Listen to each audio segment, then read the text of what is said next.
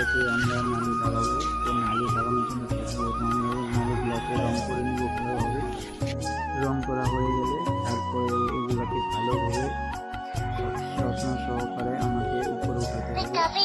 তো আমি সাধারণত রোলার দিয়ে রং করি, ট্রাই করতেছি। এভাবেই সবগুলো রং করতে করতে আমার নাস্তা খাওয়ার টাইম হয়ে গেল। এর মধ্যেই আমি সব রং করে নাস্তা খাইয়ে চলে গেলাম। নাস্তা খেয়ে এখন হয়ে গেছে দুপুর, আর আমরা দুপুরে এখন খাওয়া দাওয়া করতে আসতেছি। একটা হোটেলে গেলাম, তো ভাত শেষ, তো আর একটা হোটেলে যাচ্ছি হেঁটে হেঁটে। এখন ওইটা হোটেলে যাবো সবাই মিলে ভাত খাওয়ার জন্য টেবিলে বসে। আমাদের আজকের মেনুতে এগুলোই ছিল। তো আমাদের খাওয়া দাওয়া শেষ করে আমি গাড়িতে বসে পড়লাম। তো গাড়ি নিয়ে সাইড থেকে আসার পরে আমি সাইডে এসে একটা কাঠ নিয়ে শুয়ে পড়লাম রেস্ট করার জন্য। তো এইভাবে রেস্ট করে আমি আবার কাজে লেগে পড়লাম।